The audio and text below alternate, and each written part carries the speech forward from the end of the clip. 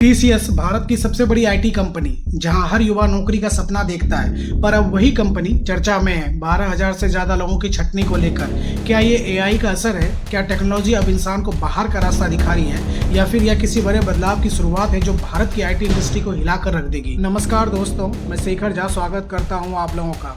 TCS यानी Tata consultancy services, वो नाम जिससे लाखों युवा अपना भविष्य जोड़ते हैं, मगर अब वही कंपनी उन कर्मचारियों से किनारा कर रही है जिन्होंने अपनी जिंदगी के साल इसे दिए, और इसकी शुरुआत धीरे धीरे हर शहर में दिखने लगी है। किसी को मेल आ चुका है, किसी को मीटिंग में बुलाया जा रहा है, और वजह बताई जा रही है स्किल मिसमैच, बेंच पॉलिसी और बिजनेस रीस्ट्रक्चरिंग। टीसीएस ने साल 2025 की पहली छमाही में करीब 12,000 से लेकर 12,200 कर्मचारियों को निकालने का फैसला लिया है। यह आंकड़ा कंपनी की कुल वर्कफोर्स का लगभग 2% का हिस्सा है। मजे की बात यह है कि यह सब ऑफिशियली रीस्ट्रक्चरिंग के नाम पर हो रहा है, जैसे मानो आप अपने घर का फर्नीचर बदल रहे हो और बीच में कुछ लोग पुराने डिजाइन के कहकर बाहर कर दिए जाएं। नई टीसीएस की पॉलिसी कहती है 35 दिन तक बेंच पर बैठो, फिर एग्जिट डोर खोजो। यानी अब आईटी सेक्टर में भी कुर्सी सिर्फ उन्हीं के लिए है जो मशीन जैसे एफिशिएंसी दिखा सके। टीसीएस का कहना है कि ये छटनी एआई और ऑटोमेशन की वजह से नहीं है, बल्कि इसका असली कारण है स्किल मिसमैच, रोल रीअलाइनमेंट और डेवलपमेंट चैलेंजेस। सुनने में यह बड़ा मैनेजमेंट जैसा जवाब लगता है, लेकिन हकीकत यह है कि टीसीएस खुद यह तय नहीं कर पा रही है कि जिस इंसान को उन्होंने सालों पहले नौकरी दी, आज वह उनके काम का क्यों नहीं रहा।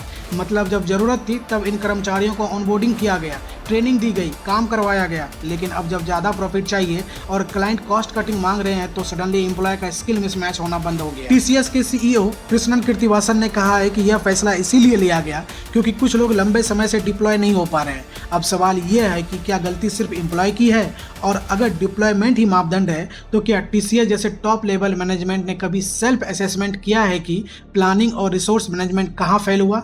एआई का नाम भले ही सामने ना लिया गया हो, लेकिन हकीकत यह है कि टेक इंडस्ट्रीज अब इंसान से ज़्यादा भरोसा एल्गोरिदम पर कर रहे हैं, और जो इंसान उस एल्गोरिदम के लायक नहीं है, अब वह एसेट नहीं लायबिलिटी कहलाता है। आप लोगों को बता दूं, टीसीएस में छटनी का शिकार हुए हैं वही लोग जिन्होंने कंपनी को खड़ा किया। मिडिल और सीनियर लेवल कर्मचारी जिनकी उम्र 35 से 45 के बीच है, जिनके पास 18 से 15 साल का अनुभव है, और शायद यही उनकी सबसे बड़ी गलती बन गई है, क्योंकि आज की कॉर्पोरेट दुनिया में एक्सपीरियंस की कमाई बोझ बन चुका है। आज के दौर में कंपनी को वो चाहिए जो कम पैसों में ज़्यादा घंटों तक बिना सवाल किए हुए कीबोर्ड पर झुका रहे, और अगर तुम उस प्रोफाइल में फिट नहीं हो तो thank you for your service कहकर बाहर कर दिए जाओगे। टीसीएस की ये छटनी सिर्फ एक कंपनी की परेशानी नहीं है, बल्कि पूरे आईटी सेक्टर की बड़ी समस्या की शुरुआत है। जब इतनी बड़ी कंपनी अपने हजारों कर्मचारियों को स्किल मिसमैच और डिप्लॉयमेंट चेंजिंग की वजह से बाहर कर सकती है, तो समझो ये नौकरी की सुरक्षा की लीज खत्म हो चुकी है।